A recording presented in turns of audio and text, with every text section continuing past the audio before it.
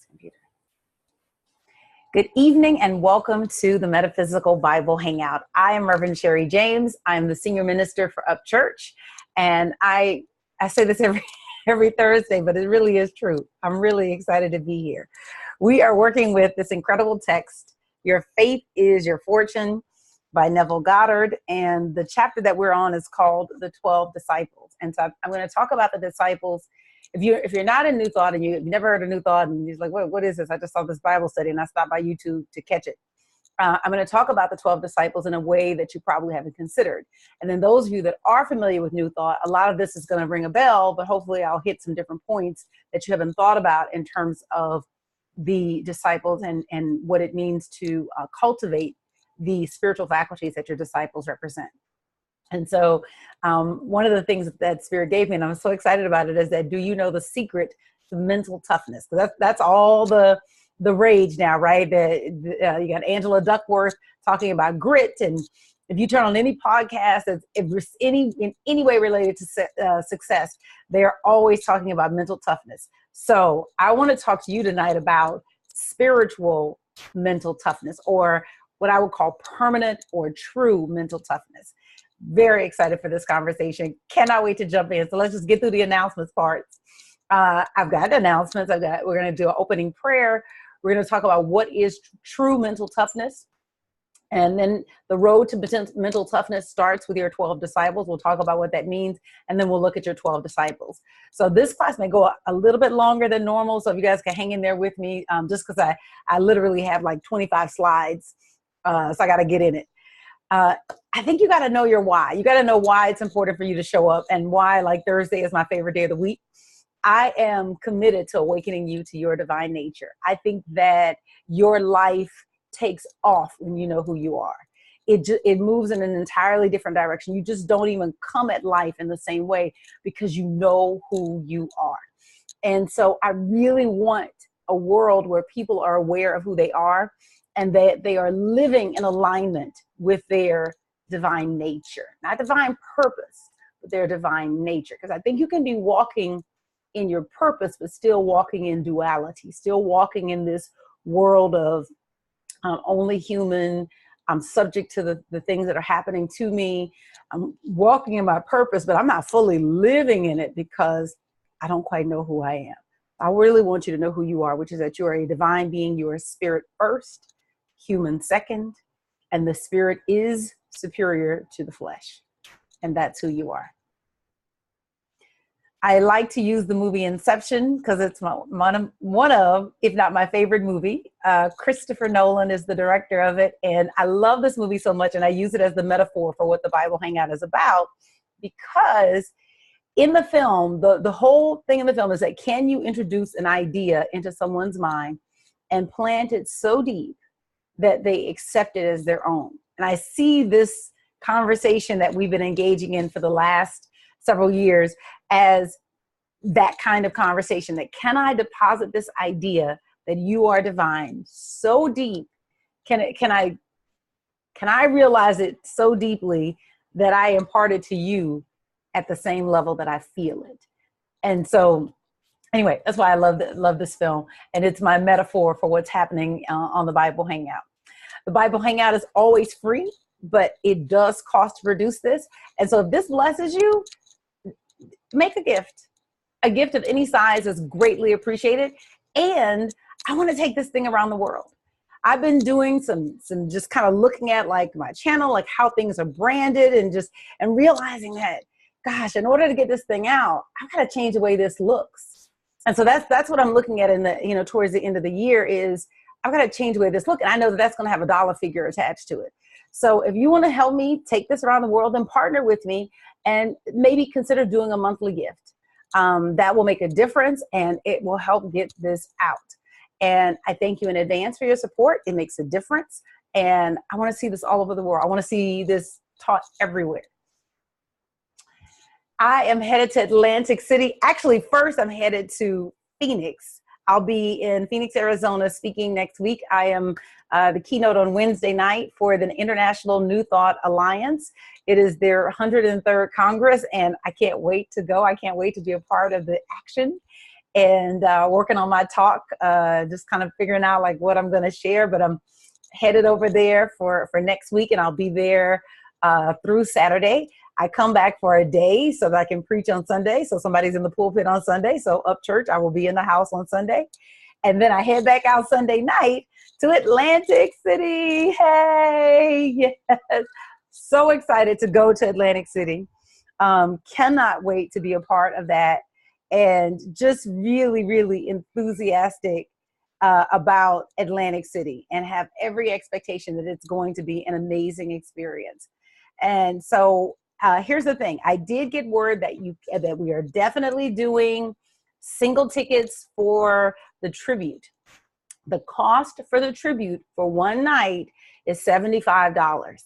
Now, I've seen the show that we're going to do, and I'm telling you, you're getting a discount. Single night tickets for Thursday night, $75, and that's admission to the show.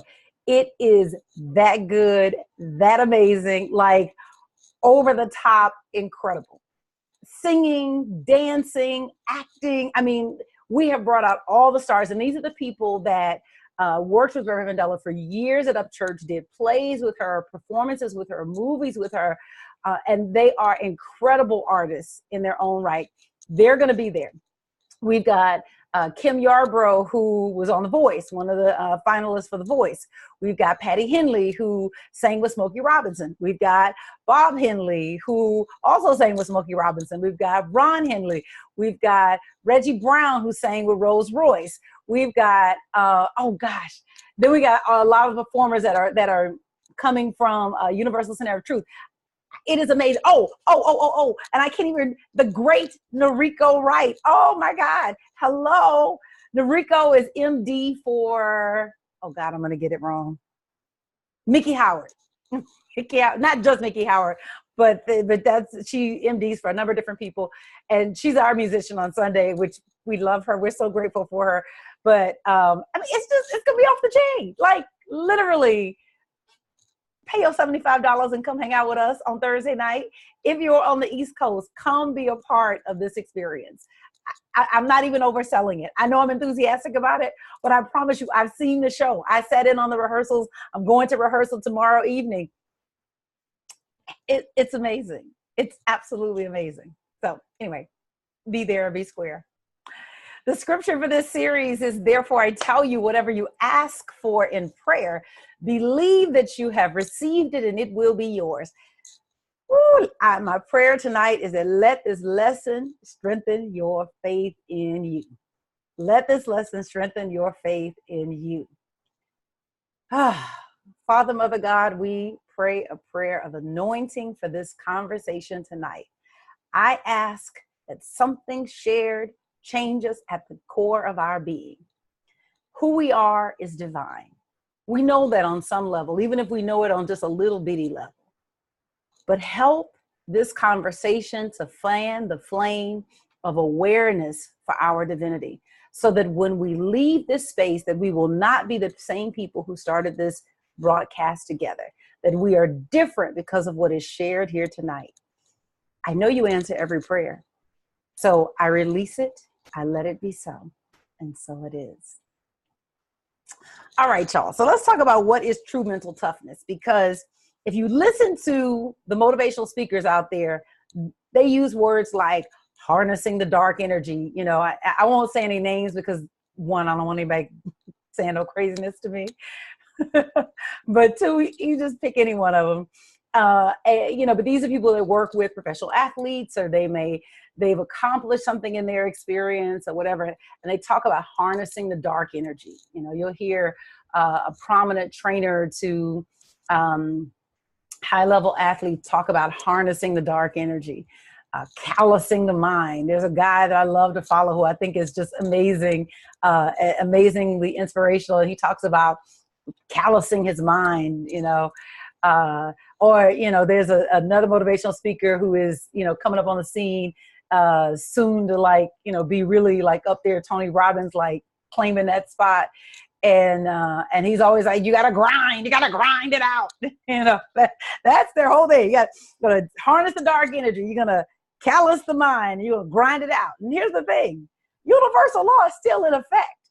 Whatever is in the seed is in the tree. Whatever is in the seed is in the tree. So if callousing your mind, grinding it out, and harnessing the dark energy is in the seed, it's in the expression. And I live according to universal law. And so I don't want none of that in my expression. True mental toughness comes through spiritual discipline. True mental toughness comes through spiritual discipline. It is not easy work. It will cost you everything, because you really have to give up so many worldly beliefs in order to access the depths of your mind. The human mind is what is called a dodecagon. I worked on this pronunciation and I went to Google. I was like, how do you pronounce this word? The human mind is a dodecagon. It is a 12-sided polygon, a 12-sided figure. You have 12 spiritual faculties that you must discipline so that you can demonstrate the mental toughness within you. So everyone has the potential for mental toughness. People would have you believe that only high achievers, they've got some special access to mental toughness. No, mental toughness is a spiritual truth about who you are, and it must be developed. You have to do the work to do it in order to demonstrate it, but you were born with it. You were born with it. So I want you to know that true power is silent. Only when you quiet your mind and bring your spiritual faculties under the dominion of I am, do you get a glimpse of just the untapped and unlimited resources that lie within you. And so, again, as long as you are harnessing dark energy and callousing your mind and grinding it out, guess what? All that's in your expression. Because whatever is in the seed is in the tree. Whatever is in the seed is in the tree. What you want is true mental toughness, the kind that comes only through spiritual discipline. And that's what we're going to talk about tonight. So I like the idea of a road, and there are different stages along the road. So I'm going to talk about the 12 stages as represented by the 12 disciples. It starts really with a look inside yourself. Neville says the 12 disciples represent the 12 qualities of mind which must be controlled and disciplined by man. If disciplined, they will at all times obey the command of the one who has disciplined them. So when you bring these faculties to bear in your experience, under the dominion of I am, they will perform for you, and you will be able to move through mountains, move through brick walls, or whatever other obstacle appears in your path. But if you don't, then you remain that person who anyone can push your buttons and anything can send you over the edge emotionally. I thought this was so powerful. He said that without discipline, this is me actually, without discipline, your mental faculties respond to every external stimulus without discrimination. And so anybody can find your buttons. There was a sermon that Reverend Mary gave where she said, that, my enemies cannot find me. And enemies isn't really the word, because she didn't really believe in enemies, but essentially what she was saying is that you can't find me. You may come attempting to get my attention, but you can't find me because I have removed all the buttons that you could push. I have gone inside of me and done the spiritual work to immunize myself to external stimuli. And I'm living as if nothing can harm me. Here's the quote I was looking for. He says, all the storms and confusions that engulf you can be traced directly to these 12 ill-related characteristics of the human mind. That every storm in your life comes because of faculties that have not been disciplined. When you discipline them, the results are predictable. And so Jesus' 12 disciples symbolize those 12 faculties. And the order that Jesus calls them in is the order that you are meant to work with them in. Now, those of you that are part of the Universal Foundation, which is the spiritual covering for a church, this order is going to be a little bit different than we use. I found out that Johnny's birth month is February, so she flipped Andrew and John. You know what I'm saying? Yeah, she flipped Andrew and John, and she made John February when John really should have been April, and Andrew. No, I'm not saying this wrong. She flipped. Yeah, Andrew and John. That's it. Because right now we celebrate Andrew in March, and if we were going in the order that the disciples were called, we would have celebrated Andrew in February, and then we would have gotten to James and then John. So it would have gone faith, strength, wisdom, love. Faith, strength, wisdom, love. So anyway, those of you that don't know, Reverend Dr. Johnny Coleman founded Christ Unity Temple, which became Christ Universal Temple. And then she organized the Universal Foundation for Better Living, and then started ordaining men and women around the U.S., North America, and the Caribbean. She ordained my spiritual mother, Reverend Dr. Della Reese Lett. And so she's the person that really, she was a 12 Powers person and really brought this teaching to the forefront for UFBL. So the order will be a little different than we're accustomed, but what the order follows is how they are called according to the Bible, the order in which they're called. Disciplining your mind is going to be the hardest thing you ever do. So this activity is not for the faint of heart. And you know, I think about the hardened business people of the world, and I'm not to make fun of anybody, but this walk is the hardest walk. This walk is the hardest walk because it requires you to live in accord with principle as you move forward in your career and in everything that you do. And so putting off the hard work for me costs too much. It's not just that you don't get to share your gifts with the world, right? Because some people, they get to 50 or 45 or 60, and they just kind of make peace with it. Like, you know, my time is gone. But it's not just that. It's that life just doesn't even feel right. It's like it's this persistent dissatisfaction. And I don't mean righteous discontent where like it's time to move to the new season in a particular area of your life, but I mean like just nothing ever just feels right. Food is a little bit bland. Life is just kind of blah. It costs you too much not to develop your mind.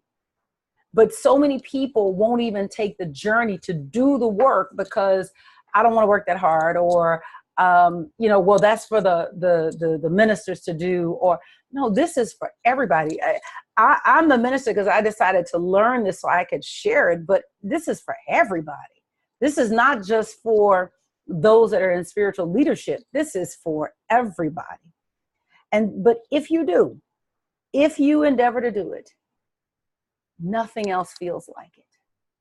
And I'll tell you what I mean. There's something so satisfying about telling yourself what to do and knowing that you'll do it. And I mean simple things like, I'm not going to eat that kind of food because that's not where I want to go with my body. Or, you know, I'm going to get up at 5 every morning. No ifs, ands, or buts. Never hit the snooze button. There's nothing quite like it, because what happens is you develop this trust in yourself, and self-trust is self-confidence. You always wonder, like, how is that person so confident? They're confident because they trust themselves. I know what I'm going to do.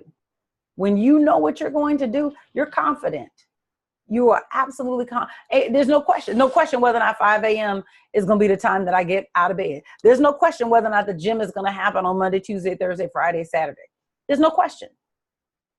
It's a no matter what.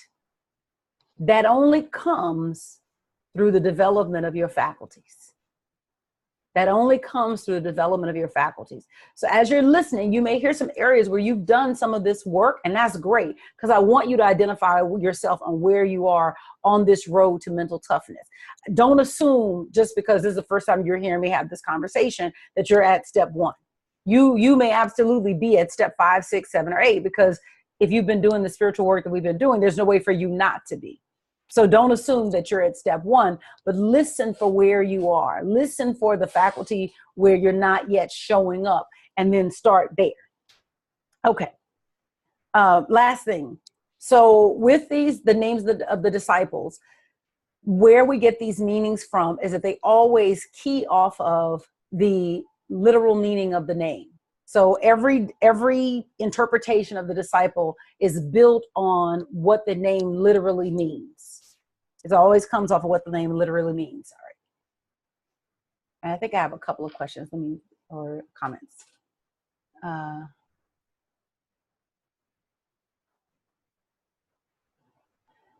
She said, John made more sense because of Valentine's Day. Yeah, I would agree with that. Didn't she change a few things to be JCI and not Unity? You know, that's possible. That's absolutely possible that she did that. I don't know all the reasons. I just know that her birthday was in February. And so, you know, and love was the quality that she most identified with for herself. And so if you're the one creating it, put it on your birth month. So anyway, the first disciple is Peter. Now, before Peter is Peter, he's actually called Simon. Simon means hearing. Simon means hearing. And so the question that you have to ask yourself is, what has my ear? Everybody hears something. Everybody hears something. But what are you hearing? Really think about that. What am I hearing? Are you hearing the voices that say the world is going to hell in a handbasket? Everything is upside down. The balance of the world is upset. There's all this hatred and violence. What are you hearing, right? And then the other possibility, or there are many other possibilities, are you hearing the voices of people who are saying this is the greatest time in history to be alive? If you listen to, I can't call his name. I'm about to say Jamie Dimon, but I promise you it's not Jamie Dimon. I cannot call his name. He's in that class with like Elon Musk and all those guys. I can't call his name, but he'll tell you this is the greatest time to be alive in history. That the world is getting more abundant, that we're solving the problems of the world, that we have fewer and fewer people in poverty, that the ability to live longer. And this is what Ray Kurzweil said, that we are reaching the tipping point in the convergence of what we think and know, and our physical longevity, and the ability of biomedical engineering and biomedical science to extend our life far beyond. And so this guy is like, you know, he's on a health kick for sure, meaning that his thing is that that at the point that we can regenerate organs, and we're getting there with biomedical science, I want to be the one that can take advantage of that. So I'm keeping myself in the best health so that should something like go south in the body, y'all can replace it, because I want to keep living. So, but what are you hearing? What has your ear? What has your ear? And so with this disciple, you want to train it to hear only that which is aligned with principle. You want to train Simon to hear only that which is in alignment with principle. What is principle? The fundamental principle is that there is only one power, there is only one presence. That presence and power is God, the good, omnipotent, the everywhere, evenly present spirit of absolute good. Everything that exists or ever will exist is pressed out of the body of God, God's substance. And because the nature of God is absolute good, there can be no evil in reality. And so you're training Simon to only hear in accord with fundamental principle. Hearing, once it becomes discipline, turns into faith. And this is where we get Peter. It is when Simon identifies Jesus as the Christ, that Jesus says, thou art Petros, and upon this rock I will build my church, right? That it not built on Peter the man, but built on this understanding that there is fundamental principle, and the truth, what is really true, agrees with fundamental principle. So you train Simon to only hear that which aligns with principle. So what that means is that you might have to turn some things off, because you might have some people in your life, some news programs in your life, some books in your life, some magazines in your life, some podcasts in your life that don't agree with universal principle. And so you have to do the hard work. This is what makes it hard, right? Because we get addicted to listening to certain things and to consuming certain types of information and to having certain kinds of conversations. And so you may have relatives or friends or whomever that you commiserate on how bad things are. And you're literally addicted to the feeling that that conversation gives you. And so the hard work is, I can't have this conversation anymore. And so you've got to figure out what that looks like. Got a comment. Alita says, God has lots of body parts. Why not? Yes. You got to figure out how that happens. This is the thing. The people you hang around, you inherit their destiny. You inherit the destiny of the people that you spend the most time with, because you pick up each other's habits. You pick up each other's behaviors. Mark Victor Hansen, I think it was either him or Jack Canfield, but they were telling one of them, as I'm listening to an audiobook called The Aladdin Factor. They both co-wrote. And they are telling the story. One of them is telling the story of talking to Tony Robbins, and he's saying, man, I see you on stage. I see what you're doing, and not taking anything from you, but I know that we're given the same level of value. Like, what is it? Like, you make that times much more than we do. And Tony asked him, so who's in your mastermind group? And he said, well, everyone's in our mastermind group is at least a millionaire. He said, well, that's your problem right there. Everyone in my mastermind group is a billionaire. Habits. You inherit the destiny of the people that you spend the most time with. And so if sometimes changing what you hear requires is for you to change who you hang out with, because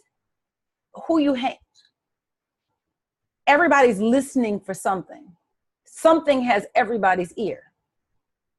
And so perhaps you might have trouble breaking away from the people who are listening to the things that you no longer want to listen to. Maybe that's a challenge. So then you can start to make friends with people who are hearing and listening for the things that are important to you. Disciple number 2, Andrew. Andrew represents strength, right? Neville talked about it as courage. When you begin to hear the voice of I am, what you hear likely won't agree with what people say is happening in the world or the direction that the world is moving in.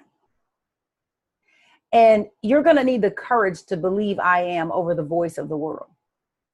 And this is important because you've been believing the voice of the world for so long that it feels scary almost to believe the voice of I am.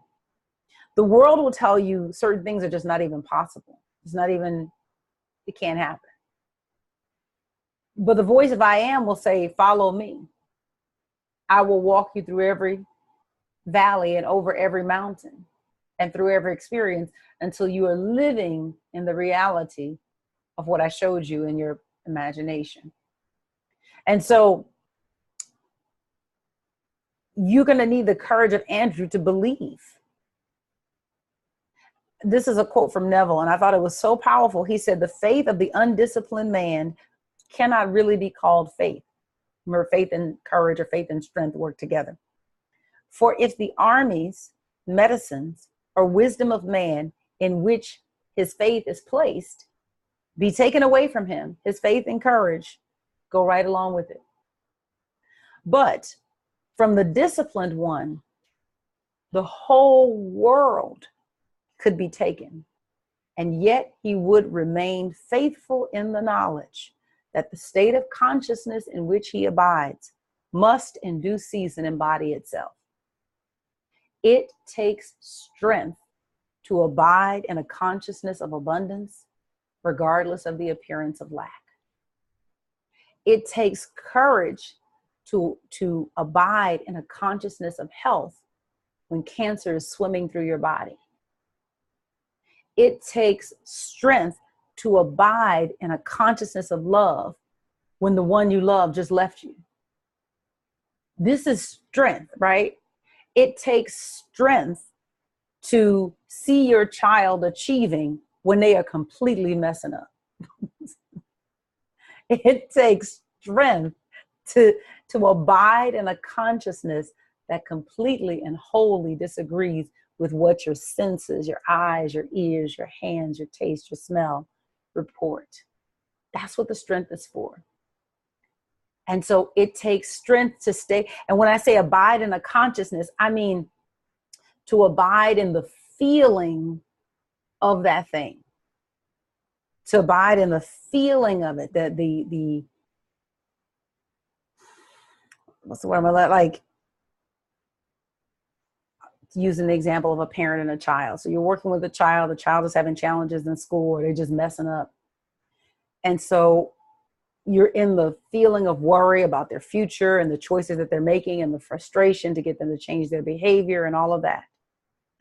But what you've got to do is you have got to abide in the feeling of a child that's behaving in alignment with where you want the child to go. To abide in that space. Deal with what's happening, right? This is not about putting your head in the sand, but then to abide in the space that my child is excelling, is doing well in school, is making good choices, abiding in that state. This is Andrew that allows you to do that. Or if you've got a diagnosis in your body, and every time you go to the doctor, they give you a new report with a whole bunch of words that you don't understand. Then abiding in the awareness of health, that health is my birthright. I cannot be sick. I don't know how this thing is going to leave my body. I only know that it is. And so I trust in the power and the presence of God to make it so. Make it so, God. Make it so. This is Andrew. Andrew gives you this strength. Disciple number 3, James. James represents wisdom or righteous judgment. Wisdom or righteous judgment. Neville says, justice, to be wise, must be administered with love, ever turning the other cheek, and at all times returning good for evil, love for hate, nonviolence for violence. See, this is where the world departs. Because the world works on eye for an eye. The problem with eye for an eye is that we all go home without a limb, right? That old paradigm really doesn't work for a few reasons. One, everybody goes home missing something. But 2, the other part of it is that every moment you're sowing seeds. I know in the physical world, we have the time for seed planting and the time for harvest, but in the spiritual world, these things run concurrently. It's always seed time. So when I don't turn the other cheek and I deliver hate for hate, violence for violence, madness for madness, then I literally line my garden with seeds for stuff that I really don't want. Whatever has come into my experience that I don't want, the last thing I want to do is give back exactly what I'm receiving, because now I'm planting the seed for more of that. So wisdom looks at what has come and says, okay, this is not what I want, right? So I'm going to plant something different. But sorry, real time. Thanks God. It's not just interactions with other people. It's interactions with things in your world. Because what will happen is that you'll get a bank balance and then it'll produce a feeling inside of you, right? That's giving hate for hate. It's the same thing. You're giving lack for lack, the feeling of lack for the appearance of lack. And I'm saying that when you are in a situation and the appearance seems to be lack, then you need to have your go-to habits for how you make yourself feel abundant. Now, that might be with music. That might be taking a break and going out and counting the leaves and remembering that God is abundant. I can't even count the leaves on this little bitty tree in front of my house or in front of my job or whatever. Whatever it is what is the thing that reroutes you or reroots you in abundance? That because it's not just the interactions, right? Because you might be good with the interactions with other people, but your interaction with your life, world, and affairs, that when you see a news report or a headline and the feeling that it evokes inside of you, again, that's the same thing as giving hate for hate. If it's giving frustration for disappointment, right? Or frustration for whatever you see happening in the political arena or wherever. The righteous judgment is that I'm going to sow the seeds for what I want. I get what's appearing right now, but I'm going to sow the seeds for what I want. And so when you have developed this faculty, you start to basically give what you want to see expressed. You give what you want to see expressed. Any questions? Is this making sense? Let me know. Give me a comment or two. Robert says, I find that since this last election, that's all my friends complain about. I choose not to. Some of those relationships have changed and some have fallen away, but maybe they needed to. Maybe. I'm so glad you said that, because for me, I literally just, I cannot watch it. I cannot watch it, because I found myself feeling disappointed, frustrated, angry, all of that. And it was like, you know what? 4 years is going to pass. 4 years is going to pass.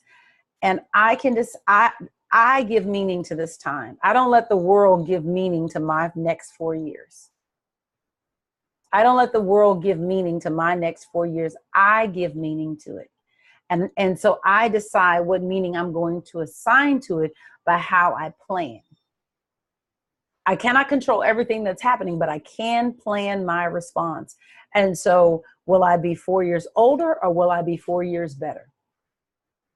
And I decided that I'm going to be 4 years better.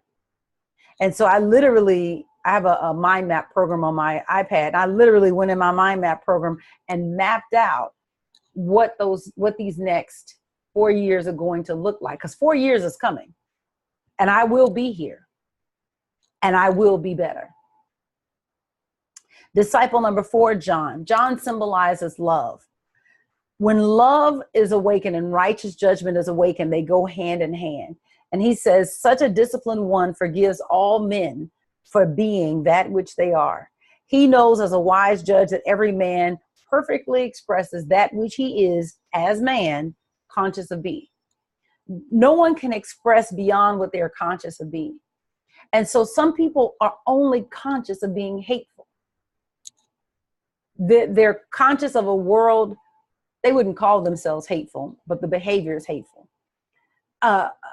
They can't envision a world where everyone's needs get met. So I got to get mine, because if you get yours, that means I can't have mine. And perfect love says, I take you as you are.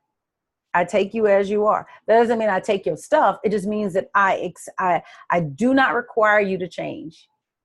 I do not require, not that I don't want what's better for you, because I want you to have your absolute best. But I recognize that right where you stand in consciousness, all the blessings and the lessons of God that you need are there for you in this season. And so I don't see you as fixed or stuck. What I recognize is that this is the place that your soul needs for the next step in your journey. And then I take that same point of view towards myself, that I don't fight where I am. I embrace this moment. I embrace all the lessons and the blessings that I'm supposed to learn at this moment right now. Jim Rohn would say, don't get frustrated, get fascinated. Get fascinated with what life is teaching you right now. Begin to probe your current conditions and investigate your environment. What is this moment for? If you are, single and not in a relationship, so what is this about? What am I learning here? If you get curious about this moment in your expression, or if you are out of money, what is this teaching me? Don't get frustrated, get fascinated, because your curiosity will begin to unlock the lessons that are in this space right now. And so embrace where you are. And here's the thing, nothing stays the same forever. Time and change are constant.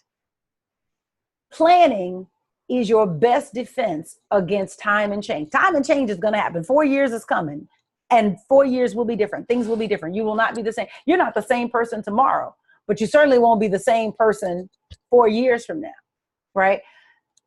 But you either consciously determine who you're going to be 4 years from now, or you let the winds of time and everything that happens determine who you're going to be. And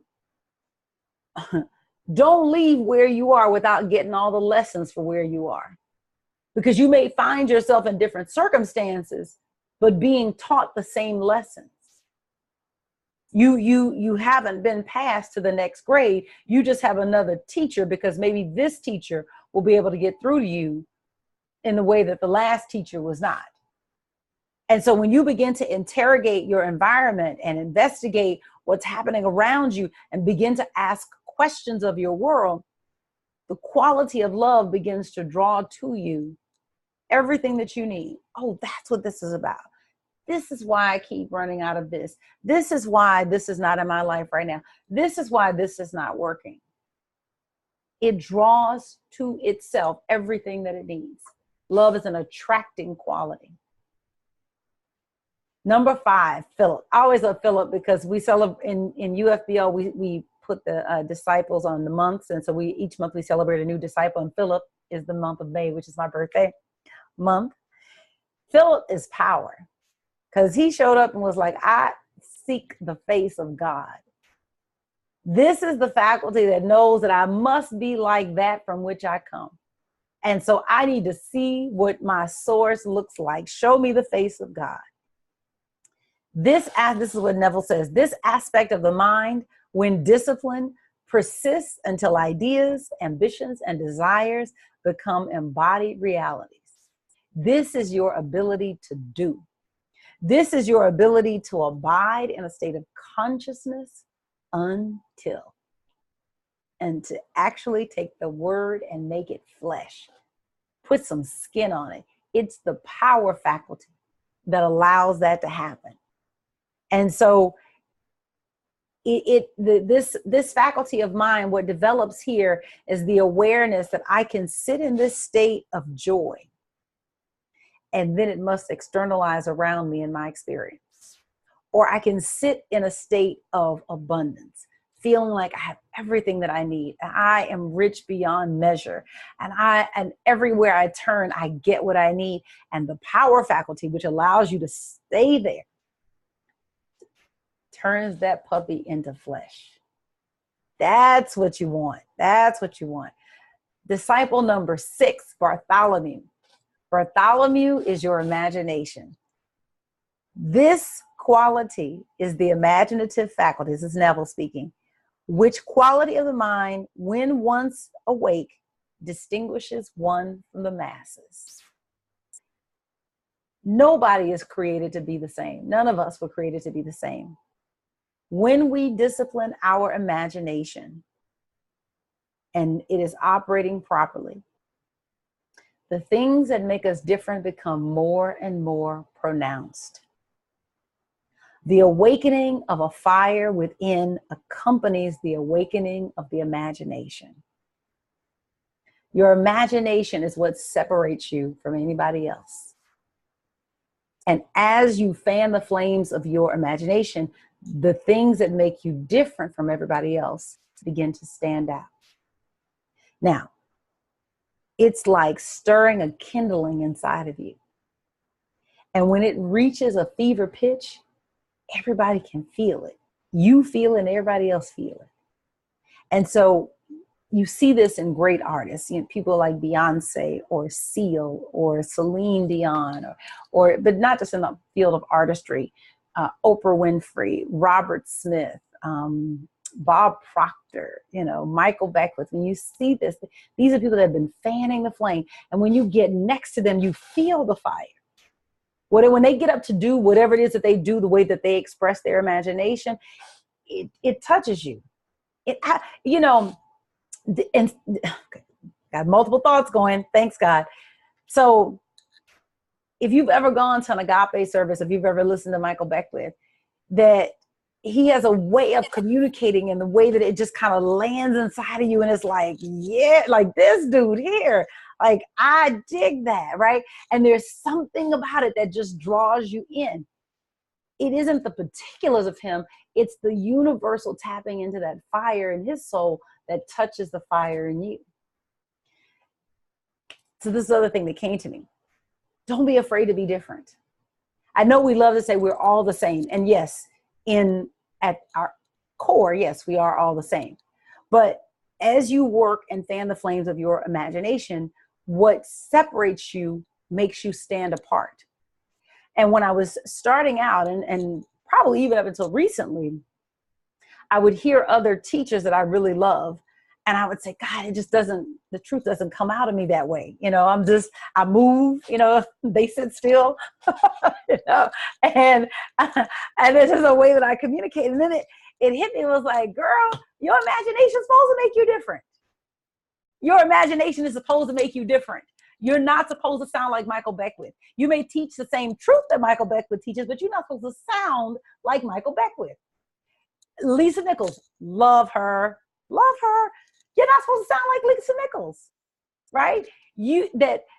The imagination, this is what Neville says, and I thought it was so powerful. He says, an awakened imagination places the one so awakened head and shoulders above the average man, giving him the appearance of a beacon of light in a world of darkness. No quality so separates man from man as does the disciplined imagination. Your disciplined imagination,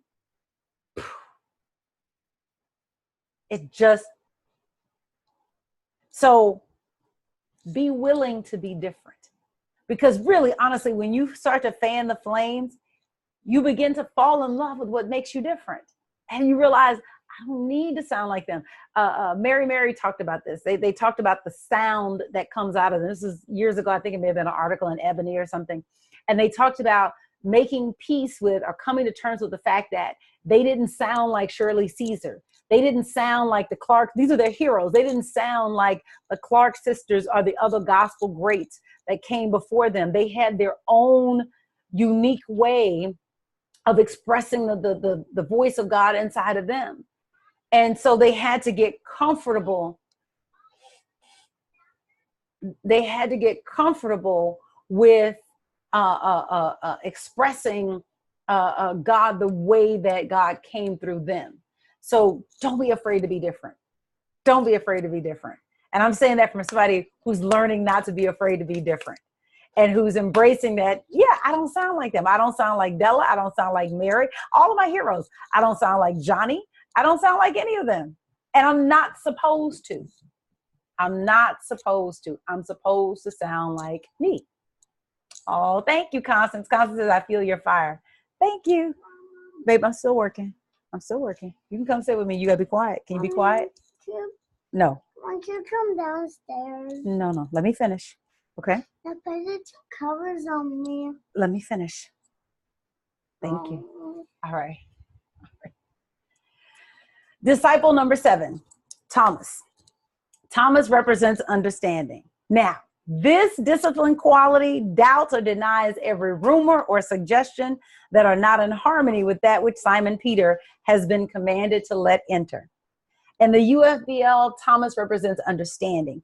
When my understanding expands, I don't believe everything I hear. I try the Spirit by the Spirit to know what is true and what is false. Now, this is what this looks like. This is a Neville quote. The man who is conscious of being healthy, not because of inherited health, diets, or climate, but because he is awakened and knows the state of consciousness in which he lives, will, in spite of the conditions of the world, continue to express health. He could hear the press, radio, and wise men of the world that a plague was sweeping the earth, and yet he would remain unmoved and unimpressed. Thomas, the doubter, when disciplined, would deny that sickness or anything else which is not in sympathy with the consciousness to which he belonged had any power to affect him. That's Thomas. So what that means is that as you develop this faculty, people say lots of things about what's happening in the world. That, oh, things are so bad, and they're out protesting, and there's more violence happening, and hate crimes, and people calling the police on Black folks, and whatever. You could hear all of that, and Thomas says, I am agreeing with abundance for all people, to the exclusion of what the press tells me should be. And so the doubter, when disciplined, abides in the desired consciousness no matter what. If it don't agree with principle, it don't agree with me. Take this one first. Chocolate milk's in the refrigerator. Come on, honey. Work with me. Okay. Okay. Mommy time, mommy time. Disciple number 8, Matthew. Matthew is the gift of God. This quality of mind reveals man's desires as gifts of God. So in other words, what I desire can become a reality. I don't just imagine good for the sake of imagining good. I imagine good because I can express that good. In the UFBL, we talk about that as the will. Every action you take represents your will in motion. And so when this faculty is disciplined, then you think, speak, and act in accord with that which you've imagined. You think, speak, and act in accord with that which you've imagined. And you get into the space where you walk as if it is so. When the will is disciplined, you become willing for whatever it is that you want. So there are people who want health, but they're not willing to have it. They're not willing through the way that they think, through the way that they speak, and through the way that they act. And so when you have disciplined Matthew, you are willing to think, speak, and act in accord with what you want and what you've imagined for yourself. Neville says that the one who disciplines Matthew fully accepts his desires as gifts already received and goes his way. Here, honey, gotta be quiet, okay? Go. There you go. And goes his way in peace, confident that they shall appear. When you know that what you saw in your imagination shall come to pass, you behave differently. You behave as if your dreams shall manifest. So there's an attitude that comes with Matthew. There's an attitude that comes with knowing that if I saw it, then it's possible. And if I saw it, then it's mine. And so you start to get prepared for what you know is coming, for what you know will take on flesh. Disciple number 9, James, son of Alphaeus. This is the 9th disciple. This quality is discernment, right? And what you're discerning is that there's a way that this whole thing works. In the UFBL, we talk about this discernment as order. The one who has awakened the faculty of order recognizes that life moves according to law. It always looks for the seed it wants or needs to sow in order to produce the desired harvest. Neville says the disciple judges not from appearances, for it has the capacity to function in the realm of causes, and so is never misled by appearances. When you have developed the James, son of Alphaeus faculty, it is that faculty of mind where you recognize that seed time is always happening and that you are always planting seeds.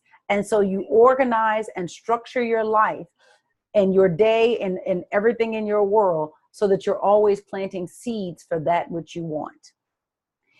Maybe this is what the motivational speakers talk about when they say, you know, I'm grinding it out, right? I'm just going to put my head down. I'm working on it. Again, problem with grinding is that what's in the seed ends up in the tree. But the truth student, the one who is seeking true mental toughness or permanent mental toughness, is recognizing that seed time is always happening. And so I can't waste 1 minute sowing a seed for something I don't want. I don't have 1 minute. And so you develop this sense of urgency because I cannot waste any moment sowing a seed for something that I don't want. And so an ordered mind recognizes that life moves according to law, and it gets into seed planting mode where I'm constantly planting good seeds, and I'm conscious about it. I have organized and structured my day so that I'm constantly planting seeds for what I want. I don't waste time.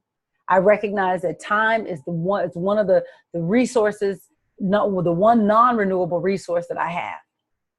And so when a moment is passed, I can't go back and sow a seed for that moment. I can't say, oh, crap, I meant to sow a seed of plenty. Right?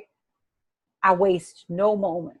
I have a plan for when I feel down, right? I have a plan for when I'm not in my right mind, right? If I'm in a state where I'm thinking about all the things that I don't have and I start to feel like I don't have and I feel the lack, right? I got a plan for that. I don't just show up to that moment. I got a plan for what happens if that moment shows up. On how, so this is the ordered mind. The ordered mind is saying that I recognize that I don't always stay in the space of being motivated. So I've got these tools and these techniques, and they in my pocket. I carry them with me wherever I go because I might need to pull these out to put myself in the state that I want and need to be in order to maximize the seeds that are sown, and in order to sow the right seeds. Disciple number 10, Thaddeus. Thaddeus, so this one is a little bit out of order too for UFBL. We celebrate Thaddeus in November, but well, after enthusiasm, the months aren't really here. Thaddeus, the 10th, is a disciple of praise. Now, we don't always think of praise with renunciation, but I'm going to show you how these are connected because in the UFBL, we talk about it as renunciation. Praise is a transformational power, and it transforms whatever you give it to. That when you praise a thing, literally what happens is that it hooks into that which is good in the thing that you're praising, and it magnifies that. And everything that does not match that good falls away to the degree of your praise. And so you literally can shatter the atmosphere where you are by praising where you are. And Thanksgiving is the corollary or the component of they go hand in hand, praise and Thanksgiving. I had an experience several years ago. I did the Avon Walk for breast cancer, and I really got a visceral experience with what thank you can do for you. The Avon Walk for breast cancer is a 2-day walk. It's a marathon on day 1 and a half marathon on day 2. So 26.2 miles and 13.1 miles. It's all walking. And there are people, this one was in Santa Barbara, there are people stationed along the way. They're local citizens, and they're all saying, thank you so much for walking. Thank you so much for walking. And I remember the first time, I experienced it, I was like, oh, this is different. Do they do this at all? Breast cancer walks or marathons? But people are like, thank you for walking.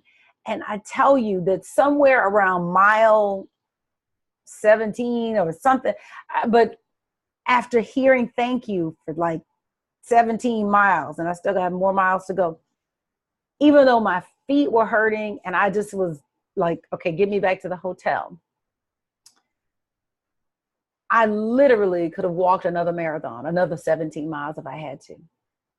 It literally, I was floating at the end of that time, at the end of the 26.2 miles.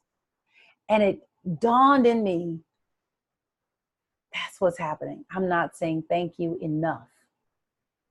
I'm not saying thank you enough. That thank you and praise has the ability to make you float. And what happens is that our environment is good just to the degree that we praise. If we would dare to praise everything in our environment, everything that is unlike the good that we're praising, and whatever it is that we're praising would literally fall away. And so you got to be willing to praise where you are. Sometimes we don't want to praise where we are because we think that our praise for where we are means that we want to stay where we are. But remember, time and change are the two constants. Everything is going to change. Everything is going to change. So that, you can just let go of that notion. But two, when you praise it, you literally change the atmosphere around it. And so you can transform your world through praise. The renunciation part is where you begin to slough off that which no longer serves. And when you praise, that which is good remains, and that which no longer serves falls away. But you got to go ahead and praise. Got a comment, got a couple comments. Alita says, so praise no matter what. Yes. Andrea says, wow, Rev, I was thinking that what Constance was thinking. You are seriously on fire with this class tonight, as usual. Thank you. Thank you. Yay. Disciple number 11, enthusiasm. Now, this is Simon of Canaan, and his name literally means hearing good news. In the UFBL, we talk about him as enthusiasm. Now, the thing about enthusiasm is that you can't get anything done without enthusiasm. But I'm gonna tell you what I mean by enthusiasm. This kind of enthusiasm, when you've developed this state. When you develop this faculty, you develop the ability to maintain a high state of consciousness. When you develop this faculty, what you develop is the ability to maintain a high state of consciousness. I'll tell you what I mean. When you're starting a project, you are rocking and rolling. You're excited. Everything is hopping and popping. The ideas are flowing. And then the monotony of it sets in. And even though you want it, that initial enthusiasm dies down. When you have developed this faculty, you've developed the ability to stay at that pace, at that high level of intensity, or the consistency of your enthusiasm to put one foot in front of the other. And so how do you know if you've cultivated this quality? You have the ability to maintain this high state of consciousness no matter what happens around you. And so nothing external to you has the power to bring your mood down or to cause you not to do the work. So the person with the disciplined enthusiasm or this sense of abundance can maintain their enthusiasm from the start of a project to the end. And when you find that you start things but don't finish, that means that you have not developed your Simon of Canaan faculty.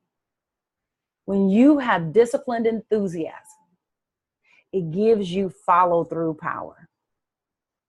Disciplined enthusiasm, the thing that gets you, especially when it's a big project, that gets you from from the beginning to the end, is this spiritual faculty. And when you find yourself starting and not finishing, it's all it is not that you can't get things done and not that you always do this and you get started really strong. It just means that I haven't developed this spiritual faculty. That's all that means. And there are ways that you can work with Simon of Canaan to develop the consistency of your enthusiasm.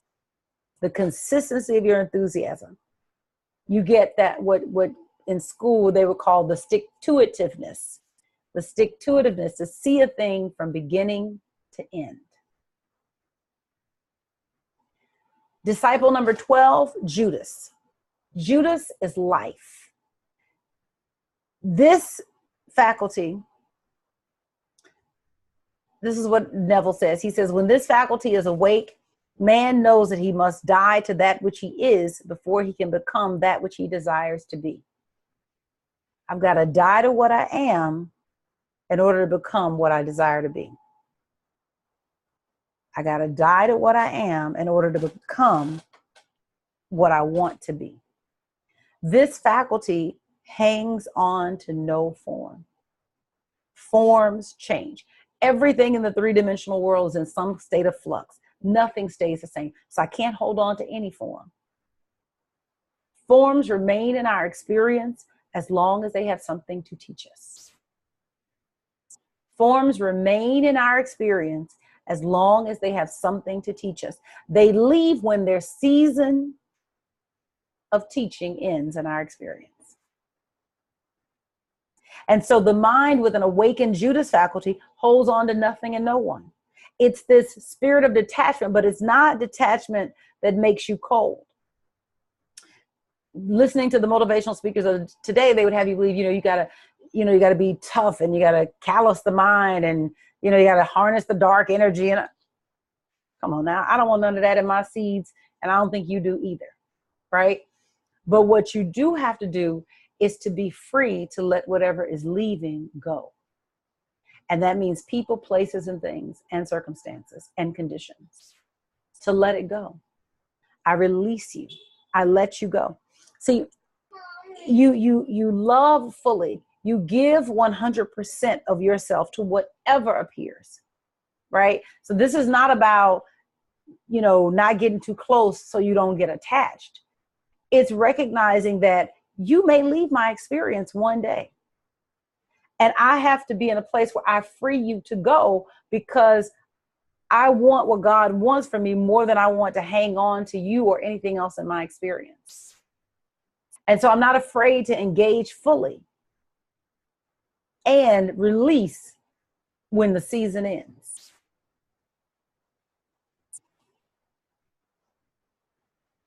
And so my encouragement to you is to make mental toughness your highest priority.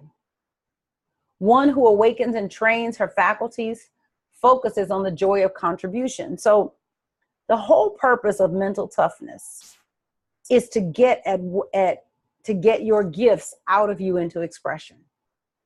But they're not just out of you into expression, they're out of you into expression to serve some population.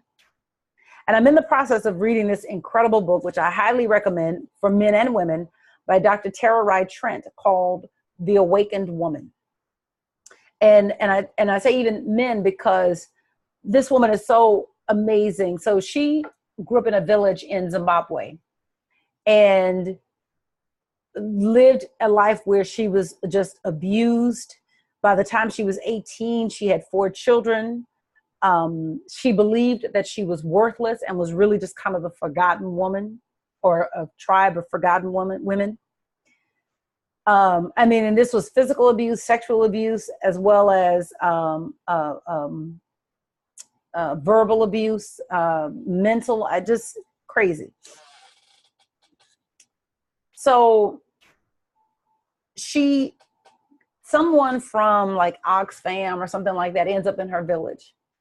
And they ask her to, not her, but the women in the village, and tell her that she can have dreams. And she's like, she really had defined herself as the forgotten woman. And it startles her. And she goes home and praise God that her mom said yes. And what you do is you write them down and you plant them in the earth. And so she wrote down, she wanted an education. She only had a 9th grade education. She wrote them down and then she buried them in the ground. And then she would go out and sit on the mound every now and again and pray over them. And she would imagine herself on an airplane, and she didn't even know what an airplane looked like. She would imagine herself on an airplane traveling from Zimbabwe to the United States to study. Through a series of events, this comes to pass. And she ends up in the US and studying and struggling with her 4 children because she couldn't leave them in the poverty. She wasn't willing to leave them in the poverty that she was running away from, and makes her way all the way to get her doctorate in a number of different universities. She actually reconnects one day with the woman who first taught her to dream. Very powerful story. But in this book, she talks about finding your great hunger. That when you find your great hunger, which is the call on your soul, it makes all the little hungers, the want to be liked, the need to be retweeted, the wanting to belong to a group, all the little hungers, the wanting to, wanting more money and this and wanting to fit in here, and that it makes all the little hungers go away. And she said a good way to find out what your great hunger is to answer the question, what breaks your heart? And so for her, what breaks her heart and where she serves is that she is unsatisfied, or it breaks her heart to see women not fully actualized, not living their purpose, and not giving their highest and their best. And so she has a whole program that she's developed called the Awakened Woman and the Whole Nine or whatever. And then going into countries like her own and villages and teaching girls to dream and creating opportunities for them to get an education. And so the whole purpose for developing mental toughness, for doing this hard work, this is not easy work, y'all. That's just real talk. This is just not easy work. It's much easier to follow the path that the world talks about, where you callous your mind, you grind it out, and you harness the dark energy. It's much easier to follow that path because you get to keep all your revenge feelings. You get to keep all your lack of forgiveness. You get to, not like this person. It's a much easier path to go that way. This is the hard work. The whole purpose of developing permanent mental toughness is that you got to get your gifts out of you into expression. And you got to get them out of you into expression so that you can serve in the thing or for the thing that moves you deeply. What moves you deeply? I know for me, it's children and education. It burns me to no end to go into schools with kids, little black kids and little brown kids, and see them not have resources. No, you want to make me cuss? Show me a school like that. And I remember I had Jordan in a school in Inglewood before I moved him over to Cerritos in Glendale, and all the books were torn up, and they had like a little patch of grass, not even grass, it was like turf for like the playground, and it was, and I'm looking at these little kids, and the only saving grace was the teachers were so loving. They were just like, these are our babies and we're gonna take care of them. But it burned my butt that they didn't have a science center. And at the time I was investigating, I knew I was going to move his school, and I was visiting schools in other areas that weren't in Inglewood and that weren't catering to black and brown kids. And you go in and there's an aquarium. There's a science center and all these things to like ignite the imagination. That burns my butt. I can't stand that. One of the things that I'm working on right now with Up Church is how do we go into schools like Inglewood High and schools that serve our kids and give them access and opportunity and things that spark their imagination and encourage them to dream, and right? Because that's the purpose of mental toughness. It's so that you can get your gifts out of you in service to the populations that you care about. That's what this is about. That I wasn't just put here and given these gifts for nothing. I was put here and given these gifts to serve. That I'm meant to get out and make life better for somebody else. And so that's why it's imperative that you take this journey. It's imperative that you make this your highest priority. It's worth it. It's absolutely worth it. Your mind is we can say it together, a dodecagon. A dodecagon. It's a 12-sided polygon. Number 1, Simon Peter, it's hearing turned into faith as it gets disciplined. Andrew represents strength. James represents righteous judgment or wisdom. John represents love. Philip represents power. Bartholomew represents imagination. Thomas represents understanding. Matthew represents desires, your will. James, son of Alphaeus, represents order. Thaddeus represents praise or renunciation. Simon of Canaan represents enthusiasm, and Judas represents life. Your mind is a dodecagon. It is a 12-sided polygon. And so let's get mentally tough. Are you willing to do the work to get mentally tough, to make this your highest priority? Before you move to the next task, identify where you are on the road to mental toughness. Choose the faculty to work on. My guess is that you guys are here, you've been rolling with me for a while, you're not at stage 1, right? But find out where you are on this road and then begin to work on that faculty. And if this webinar helped you, please subscribe and share with a friend. Tell somebody about this. This is good stuff. This is good stuff, y'all. This is good stuff. Got to tell somebody. Brenda said, this is a life transforming lesson. Thank you so much for being the vessel to bring this forth. Yes, thanks God. Andrea says, not only is it the harder path to follow, to live the principles, but people in the world think we're living with our heads in the sand. Yes. I am told things like, I am being totally unrealistic, etc. I have many metaphysical friends online, but hardly any in my immediate physical surroundings. I understand, girl. I do. And it's one of the reasons I love LA, because you know we frou down here. It's just, LA is just a interesting place. I don't know that I could be anywhere else, and I appreciate this gift, but I think that the fact that we have this online world really does is something special. Meaning that it used to be that you could only connect with the people that were in your world, and so you were just odd man out, you know, in some of these situations. But now through things like this and just the way our world is changing, that you can connect with people across the globe, even though you may not have ever seen them in person. And so I definitely appreciate that. I definitely do. Any other questions? I hope you guys are endeavoring to become mentally tough. And I'm working on a little workbook for this, because as I was writing, I was like, I need to create a workbook for it. So I'm finishing that up. I'll send out a link for it. I'll try to finish it tonight or tomorrow and get it out. So it'll be in the email that I send out. If you're not getting the emails, you may need to re-sign up, because I feel like a lot of people, I've like lost a bunch of emails. I don't know what that's about. But literally it's finished. Thank you, thank you, thank you. Constance, is a beautiful lesson, right up my alley. Doing the work is 80% mental, 20% doing. Yes, yes, yes, yes. Yes, this ain't easy. Listen, if it was easy, everybody would do it. If it was easy, everybody would. Thank you for tonight.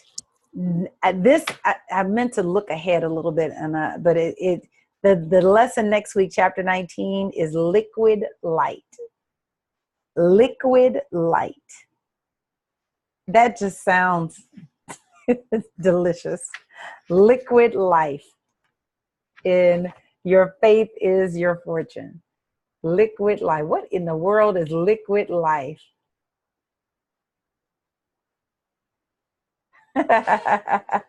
Thank you, thank you, thank you. Andrea says, I needed to hear this so bad. Thanks, guys. Have a great night.